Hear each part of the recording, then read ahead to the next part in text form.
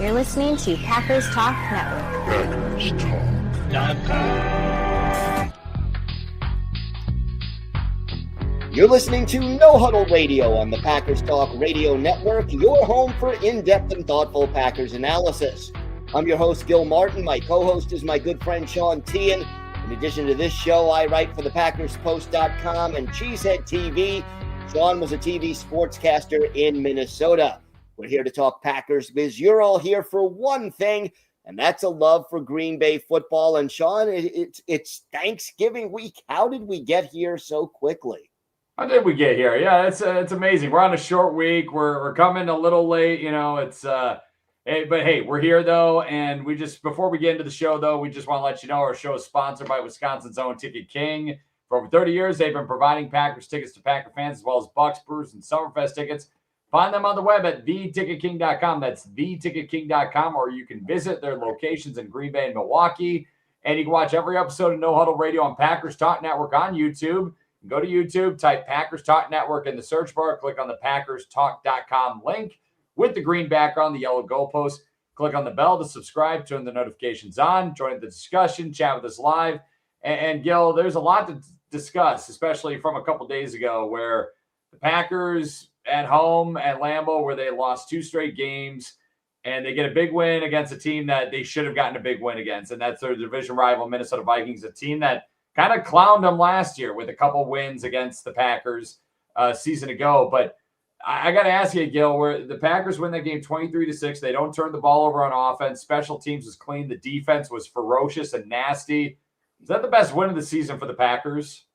I'd say it was the second or third best win. I'll still go with week 1 in Detroit as being the most complete game that, all 3 phases, well, special teams wasn't great, but all 3 phases were playing very well, and it was a better opponent, and it was a more meaningful game. So I'm going to stick with week 1, and then maybe week 2 against the Commanders is like kind of, I'll debate whether or not that was better. But let me put it to you this way. The defense was outstanding. The special teams were good, and the offense played smart, even if they didn't dominate. So, and they needed to win. You can't lose 3 in a row at home, especially to a division opponent. So this was a satisfying win, but I don't think it was their best. Yeah, I mean, I think their defense is the best that they played all year because the expectation was that Minnesota, that JJ McCarthy's been rough in Minnesota. It's been a rough go. He's a guy who clearly should not be playing football. He should not be starting in the NFL right now as a quarterback. And the Packers made it difficult for him. They made life very, very tough for him. And that second half, I mean, they allowed less than 10 total yards to Minnesota's offense that second half. It was amazing. And then special teams, no miscues, which was huge. And they also generated turnover in their favor on special teams too. It was definitely the best special teams performance of the season. Yes. And then offensively, things were a little conservative, but it was okay for this game for them to be conservative because they could afford to be conservative, where the defense was not letting Minnesota have anything. JJ McCarthy couldn't do anything against that Packers defense. The special teams was playing sound. The offense just didn't need to screw up. That was it. You didn't have Josh Jacobs. You didn't have Matthew Golden. Jordan Love's got a bad left shoulder. You had a lot of things that could have gone south in a hurry for the Packers. It was a good game to be super conservative for, in my opinion, just given all the ingredients that essentially mixed into this one. Yeah, and that's why I referred to it as smart. They didn't need to be fancy. They didn't need to be dominating to win this game. And so they went out and did what they needed to do. Kudos to Emmanuel Wilson. I think he stepped in and did a very, very good job. And the blocking was still not great, and he still managed to, fall forward and gain yards after contact and became the first Packer to gain 100 yards on the ground this year. So credit to him. And, I think the offense was smart, but not dominant. But they didn't need to be dominant, so it was all good. No, and I will add to that, too. You're saying, giving a special shout-out to Emmanuel Wilson. Hey, you got to shout out Isaiah McDuffie, who playing for the injured Quay Walker in a much larger role. He had an interception. He had half a sack. Kamal Haddon, who came in for Keyshawn Nixon after a friendly fire blow from Devontae Wyatt. Kamal Haddon played great. You didn't really hear his name. He did his job, and Matt LaFleur talked about how he has had the right approach all year just at practice and everything, and it was just a matter of time until he got onto the field. And then also got to mention Devontae Wyatt, who had a couple sacks in that game, and it looks like he's getting healthier again, Gil, after he had that knee injury earlier in the year, where before that knee injury, he looked dominant, and he looks like he's getting back to his dominant ways at the right time, which is fantastic. And then also Anthony Belton, man, they put him in at right guard, and he was mauling people in the run game. I'd like to see him possibly get a little more run at right guard, especially with Josh Jacobs in the backfield. It could open up the run game a little more coming up, Gil. I'm going to go one more guy who you did not mention, Darian Kennard, playing that sixth offensive lineman / second tight end position. He was on the field for 35% of snaps, and he did a darn good job. And I think it was important to, protect Jordan Love, especially with the shoulder being the way it was. And, you miss the blocking of Tucker Kraft, and none of the other tight ends can really block anywhere near as well as Kraft could. So you make Kennard the tight end in air quotes. And boy, did he do a solid job. And, we'll get to it. There's a matchup coming up that I want to include him in, but we'll see. We'll get to that. It just reminds me of Kevin Berry back in the early 2000s of the Packers as that sixth offensive lineman, how often they used him. And they have found something there where it's like, I think it's a good idea that they're doing that because they don't really have a good blocking presence at tight end right now. So you gotta tweak some things. And I think this is something that's going to definitely help the Packers offense moving forward, putting him in that tight end spot as that sixth offensive lineman. But I will mention though, or I do think Josh Jacobs, he was probably okay to play if they didn't have a Thursday game coming up. And it just worked out so well in the Packers' favor. They couldn't have played Minnesota at a better time where you sit Josh Jacobs for the first time in his Packers career. Hopefully you have him for Thursday at Ford Field because you're going to need him for sure. Matthew Golden, maybe you were a little conservative with him too. So you're gonna need all hands on deck coming up this week. You will, because the level of opponent is going to go up significantly. And boy, oh boy, this Thursday is a critical game. The path of this season depends on what the Green Bay Packers do in the next two games. You win them both, you're in the driver's seat. Yeah, big time. It's like you get a season sweep over the Lions too. That's just such a significant factor, It's like, and the Lions are 7-4, the Packers are 7-3-1. So getting this eighth win and getting a sweep over the Lions would be so massive. But before we get into this Lions-Packers matchup, let's talk about the Packers injury report real quick. So far at practice during this short week, a few DNPs listed throughout the week includes defensive tackle Carl Brooks, wide receiver Savion Williams, and defensive lineman Lucas Van Ness. Van Ness, he returned on Sunday for the first time after injuring his foot in week 6 against Cincinnati. It looked like he may have re-injured his foot in Sunday's win against Minnesota because he only played 6 snaps and then he was out of there. It looked like he was hobbling a little bit. So not really promising for the former first-round pick.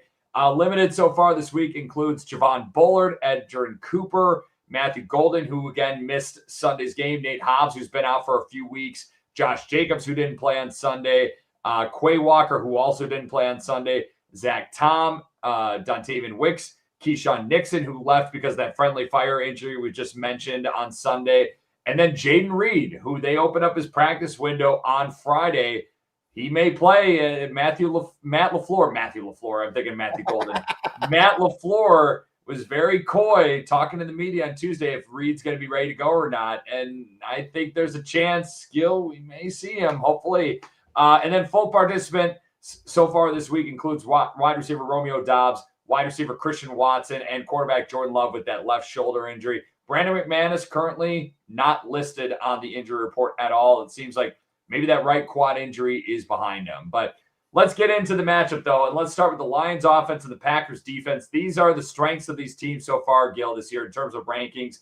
Detroit, 4th in total offense this year. Green Bay, 4th in total defense. Detroit's offense, 2nd in scoring, 8th in passing, 3rd in rushing. Green Bay's defense, 5th in scoring, 5th against the pass, 6th against the run. That week 1 meeting between these two teams, the Lions offense was stymied, 246 yards of total offense, 4 sacks allowed. They were only 5 of 15 on third down, 4.7 yards per pass attempt, 2 rushing yards per carry, an interception. Gil, the week 1 was so pretty for the Packers defense against this Lions offense. A Lions offense that ranking-wise, you can tell they figured it out, but they've also dealt with some issues where the O coordinator was stripped of play calling duties and Dan Campbell's calling the plays on offense. So it's a bit of an interesting situation going on there. What's a matchup that we got to look forward to watch between the Lions offense and the Packers defense? It's got to start with the pass rush. Jared Goff, not a mobile quarterback by any stretch of the imagination. And when he does not have a clean pocket, he can be forced into mistakes. So I think Micah Parsons and Rashawn Gary and Devontae Wyatt against that Lions offensive line is going to be a huge matchup. And they may not have their starting center. So that could be make an impact. And you know how Jeff Hafley likes to put Micah Parsons behind the nose tackle, and then he picks which side he's going to go to. If they're playing a backup center, I could see that being a very, very effective tool. And I could see Devontae Wyatt having a big game as well. Yeah, Jared Goff is going to be the focal point, obviously, for the Packers. And he should be. He wins this game. Let's say the Lions win the division. Jared Goff puts himself in MVP talk. I mean, he really does. The year he's having overall, he's completing 69% of his passes. He's top 10 in passing yards per game. He's tied for 2nd in the league with 23 passing touchdowns, 108.5 passer rating. That's 4th in the NFL this year. He's been spectacular for the most part. He's been really good. He's been really good for a long time in Detroit. This is just who Jared Goff is. But the big thing is that Packers pass rush was so effective in week 1 against Detroit. And you know Detroit's going to have a plan. They're going to make some adjustments. They've seen enough tape of the Packers now. You know, we're talking 11, 12 weeks later. They've seen enough tape of the Packers, what they like to do, what maybe their weak spots are. The Packers, Jeff Hafley, I'm interested to see what kind of tweaks he makes to his game plan as well to unleash Micah Parsons and Rashawn Gary and Devontae Wyatt once again. Yeah, I love the chess match, and it's going to be very, very interesting. And halftime adjustments or in-game adjustments, I think, will also be critical because you know that Lions offense, they keep coming at you. They may be ahead by 20 points or behind by 20 points. They're going to keep trying to score. Yeah, and the Lions, they are just such a good offense. They're such a potent offense. And Jared Goff he's the starting focal point there. But Jahmyr Gibbs, Gil, he's the guy that you really, in the run game especially, just in general, you got to have an eye on Jahmyr Gibbs. You got to have a matchup for Jahmyr Gibbs all day long. You cannot let that guy run free. He's averaging 6.1 yards per carry. That's tops in the NFL. That's not just tops in the NFL amongst rushers with at least 100 carries this year. That's tops in the NFL in general. He's been outstanding. He's 3rd in the NFL in rushing yards, has 10 rushing touchdowns this year. That's tied for 3rd behind Indy's Jonathan Taylor and Green Bay's Josh Jacobs as well. And Jahmyr Gibbs, he was bottled up in that first game, Gil. Only 9 carries for 19 yards. He did have 10 catches, but only for 31 yards in that first matchup back in week 1. He's the guy that, in terms of weaponry around Jared Goff, to me, he's the number one guy that you got to key on because he could break a game wide open for the Lions offense. And here's where I'm concerned. Quay Walker's health is a big thing because Isaiah McDuffie did a great job filling in against Minnesota, but Jahmyr Gibbs is a completely different animal than what the Vikings running backs provide. And Isaiah McDuffie is great against the run, but in coverage, oh no, I do not want McDuffie trying to cover Jahmyr Gibbs under any circumstances. So whether it's Quay Walker or whether you have to move Edgerrin Cooper over to try to do that, you need somebody with enough speed to stay with him because, you know, Gibbs, you mentioned how great he is as a runner, and he truly is. But, you know, he also has 48 catches on 55 targets. Yeah. And he averages 8 yards per catch almost, and he has 3 receiving touchdowns to go with all those rushing touchdowns. He's a dual threat, and I am worried about him as a receiver if Quay Walker is either compromised or just not able to go on Thursday. I almost said Sunday. He's dynamic for sure. Yeah, I almost said Sunday, of course. It's a short week. It's messing with everybody. Yes. But he's dynamic for sure. But Edgerrin Cooper has got to be the guy that is keyed on Jahmyr Gibbs all game because, and I'll say this where it's like, I will take my chances with Isaiah McDuffie in pass coverage because the thing is the Lions don't have Sam Laporta for the year. He is out with a season-ending injury, which is a bummer. Hey, Green Bay Packers, we're dealing with a season-ending injury to our stud tight end too, and Tucker Kraft. So I get it. I understand the pain and everything. I would take my chances with Isaiah McDuffie in pass coverage. And I'm with you. I do not. I feel like if the Lions, they're going to try to get that Gibbs-McDuffie matchup if Quay Walker doesn't play, and they're going to try to expose that as much as possible. If that is the matchup, they're going to move some guys around to make sure Gibbs and McDuffie are aligned because I don't want that either. I think that'd be the worst case scenario for the Packers on Thursday. Absolutely, and Gibbs is a difference maker. He is a difference maker. They did a great job in week 1 of containing him. They've got to do it again on Thursday. I think what also helps too is like the Packers, their linebackers, Cooper and Walker specifically, are so fast and they're so fast to the football. And I think the Lions were caught off guard by that. And it's going to be very interesting just from a football standpoint, just seeing how plays are schemed up and drawn out and everything like that, because the Lions are going to try to get the Packers are fast downhill. They're aggressive downhill with their linebackers. And maybe the Lions try to exploit that a little bit. But it's going to be very interesting to see that battle between John Morton / Dan Campbell and Jeff Hafley going forward. Now let's switch sides of the ball for both teams. The Packers offense and the Lions defense. Packers offense, 13th in total offense this year. Detroit, they're a pretty good defense. They lost Aaron Glenn to the Jets. He's the head coach there in New York. And Calvin Shepard's done a masterful job there. They are 10th in total defense in Detroit right now. Green Bay's scoring offense, 13th, 14th passing the ball, 15th running the ball. Detroit, 12th scoring defense, 15th against the pass, 11th against the run. Back in week 1, the Packers had 266 yards of total offense against this Lions defense, 188 yards passing, 78 yards rushing. The Packers are 4 of 10 on third down, 1 for 1 on fourth down.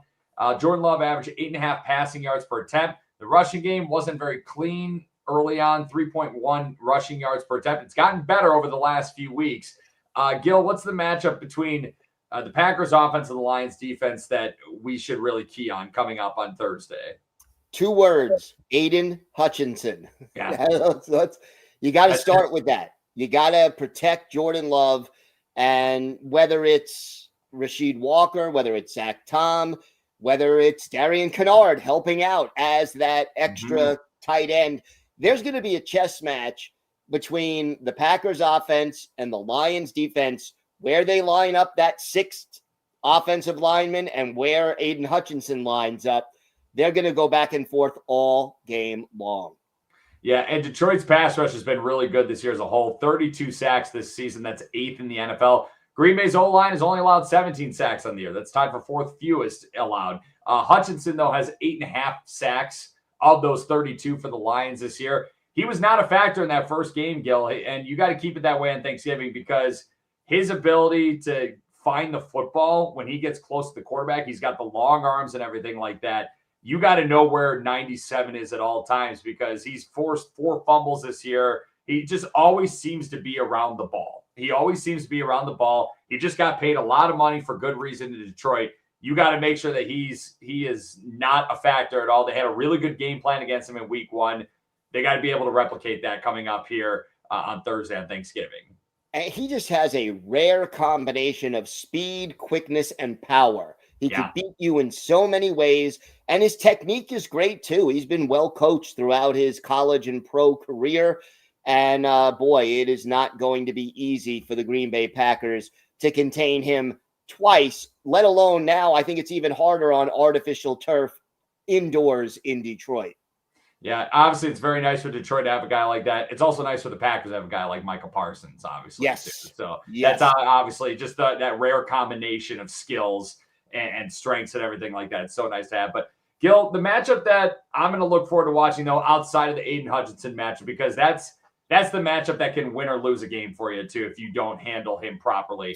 It's Christian Watson against the Lions secondary, because this Lions secondary is very aggressive. And Watson has become a little bit more of the go-to guy as he's getting more snaps on the field. He's getting more involved in the pass game following his return after his return from the ACL tear from last year. And he's getting a little more action in the passing game after Tucker Kraft's season-ending injury, too.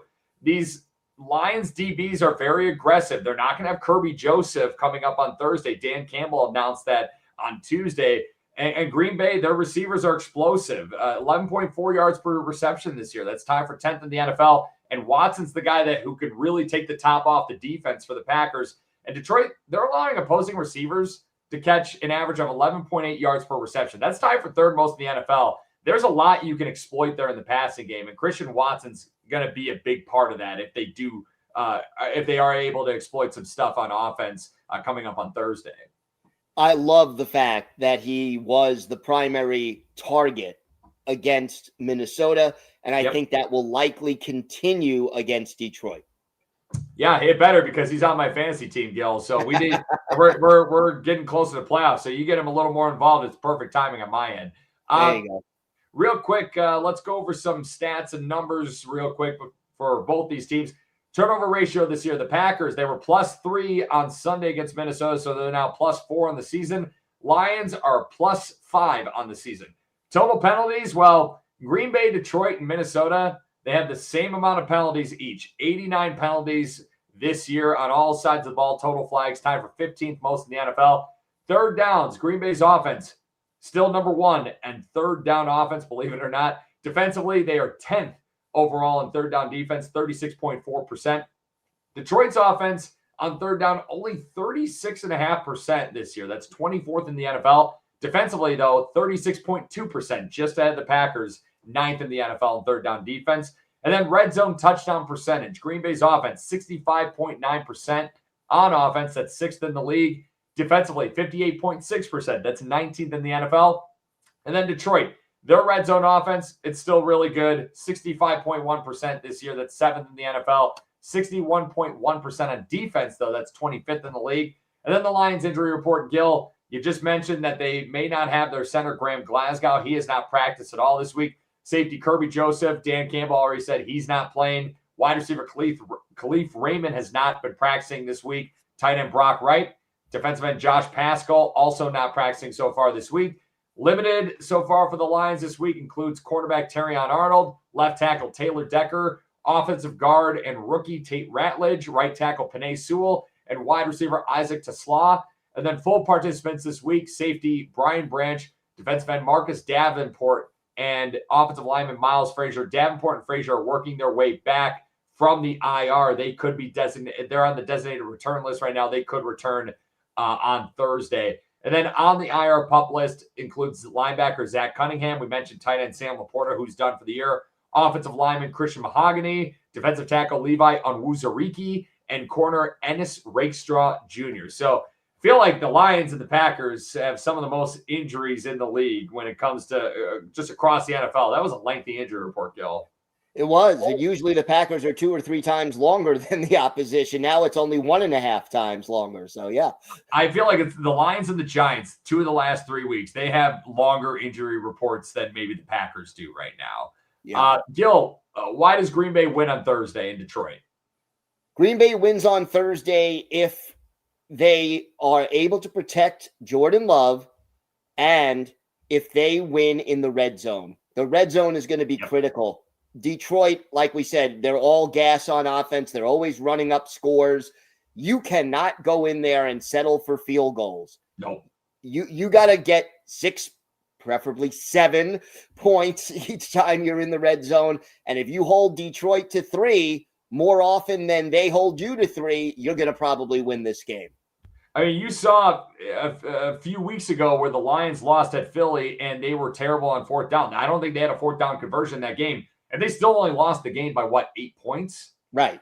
You gotta make those possessions count. I'm with you, Gil. The Packers, they win on Thursday. I almost said it too. They win on Thursday if they can control the clock on offense and, like you said, finish drives in the end zone.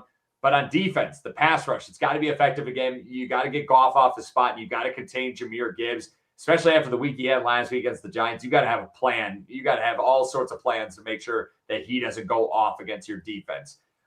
Why do the Packers lose? Can't lose the turnover battle. Let's start there. And if Jordan Love is under constant pressure, if Hutchinson is having a big game, I am concerned both about the effectiveness of Jordan Love and maybe even, heaven forbid, an injury based on the effectiveness of Hutchinson getting in there and hitting him. Yeah, and I think if the Packers lose, the Lions are going to have a much better plan on offense to attack this Packer defense than they did in week 1. And also the amount of injuries on the offensive side of the football for the Packers, that comes back to bite them in the butt a little bit, especially if Josh Jacobs is even limited a little bit, or if Jordan Love, if he can't even hand off with his left hand, it's like, yeah, that could be a little bit too much to overcome for the Packers. Gil, what's your prediction for Turkey Day between the Lions and the Packers? It's going to be close. It's going down to the wire. I just think Detroit finds ways to win usually on Thanksgiving. And I just think the Packers haven't put it all together consistently yet. I hate to say it, but I think it's Detroit 24, Green Bay 21. It's funny because last year the Lions won on Thanksgiving for the first time in like 8 years or something like that. So it's like, it always feels like it's an advantage, but it hasn't been over the years. But I think the timing of this game sucks for the Packers overall. Just the amount of injuries on offense. They need that essentially after this game, they need the mini bye week badly just to get Jordan Love's shoulder a little more healed, get Josh Jacobs a little more healthy. The amount of injuries they have on offense, I think, is going to hurt them. I do think they're going to make it a game, but I think the Lions, they're just a different team at Ford Field, and I think they win 31-24 against the Packers on Thursday. And I'm sticking with the theme of just still picking against the Packers overall, Gil. But I do think the Lions win this game, but hopefully they prove us both wrong this time. Absolutely. And Gil, before we wrap up with some trivia, what articles do you have coming up online for Packers Post and Cheesehead TV on this short week? Well, over on Cheesehead, I talked about some of the, over on Packers Post, I talked about some of the backups who stepped up and came through against Minnesota, the roles they played and what it meant to the team. And over on Cheesehead, I'm taking a look at Malik Willis and maybe a possible little wrinkle that they could add using him coming, up down this stretch drive here. I'm never usually a fan of trying something new against a quality opponent, but I feel like if you've practiced it enough, if you worked it enough and you feel good about something, this is the time to maybe throw something new at a team like Detroit, because I feel like they're so well coached. They're going to be ready for everything, I feel like, Gil. Yeah, absolutely. You ready for some trivia? I am ready for some trivia.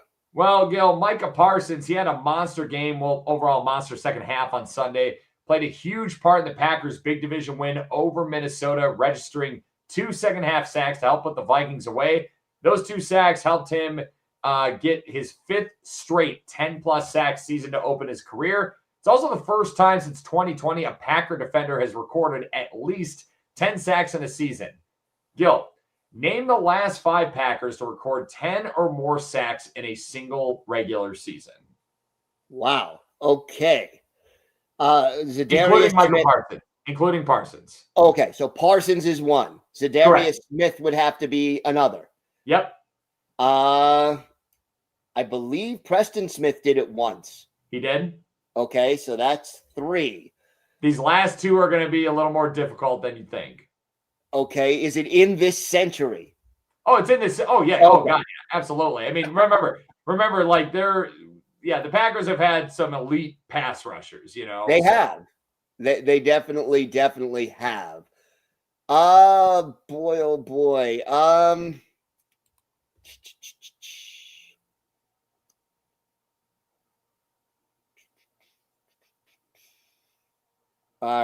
Yeah.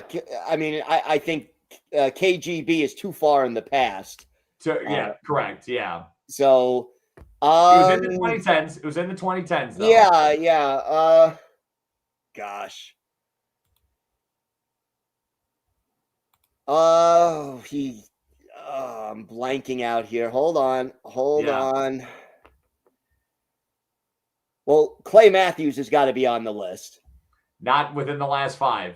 Oh, wow. Yeah. So if you want to wave the white flag, Gil, I totally understand because this is a tough one.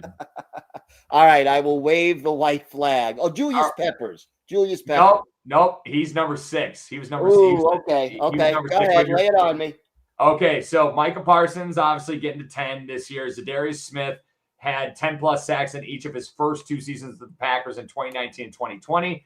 Preston Smith reached that benchmark of 10 or more sacks in his first season in 2019. And then the 2 before them, Kyler Fackrell, who had 10.5 in 2018, and Nick Perry, who had a career-high 11 in 2016. And then if you go back even further, numbers 6 and 7, Gil, you mentioned them. Julius Peppers, who had 10.5 in 2015, and Clay Matthews, who had 11 in 2014. So, yeah, there you go. Kyler Fackrell and Nick Perry. They were number 4 and 5, including the last 5 defenders to get to 10 sacks. And you got to think Rashawn Gary's eventually going to be there because Rashawn Gary's a much better football player than Kyler Fackrell and Nick Perry ever were. And he's just been so freaking close. He's had 9.5 and 9 in different seasons, but has not yet reached the double digits. If he can't do it this year, I don't think he's ever going to do it. I mean, yeah, I agree. This is his best opportunity for sure, especially the start that he had to the season too. So Packers 7-3-1 playing the Lions 7-4 Thanksgiving Day at noon. Kickoff noon Central Time, 1 p.m. Eastern Time over in your land, Gil. And real quick, Gil, before we do wrap up, just what are you most thankful for the Packers personally this Thanksgiving? Personally, just health and family. I'll just stick with that. And as far as the Packers are concerned, the fact that we are the only fan-owned team in the NFL and have such a rich tradition, I'm going to stick with that. And okay, I'll add Micah Parsons into that list as well. How about you? Oh, yeah, I was going to absolutely say for the Packers, I'm absolutely thankful that the Packers got aggressive and made that big trade for a guy like Micah Parsons, who is just a game changer. And kudos to I'm thankful for Brian Gutekunst making that move when the opportunity presented itself. I love that. And then just personally, just thankful to have my wife, my family nearby, close friends nearby, and being able to just being able to have the freedom to watch Packer football, every week. They may frustrate me from time to time, Gil. They may frustrate the both of us from time to time, but hey, it's better than no football. Am I right? Oh, it's the best. It's the best. This is the best time of year. Thanksgiving is my favorite holiday. I mean, food, family, and football. What could be bad, right? Yeah. That belt's gonna be loose by 2:00 probably on Thursday easily, and then it'll tighten up, and then we'll get loose again because we're gonna have multiple. I'm gonna be eating all day, man. So it's like that's the way. That's the life. Enjoy it. Have a great Thanksgiving, Sean, and obviously to all of our viewers and listeners as well. Well, that is going to do it for us today. We'll be right back here next week. Follow us on Twitter on all things Packers, or to ask us questions, or you can email us at gbpackerssean@gmail.com. Make sure you're subscribed to Packers Talk on iTunes, Google Play, Spotify, YouTube, or wherever you get your podcasts. Big thanks to PackersTalk.com for powering our show, and thank you for listening. Until next time, go Pack Go! Go Pack Go! Gobble, gobble!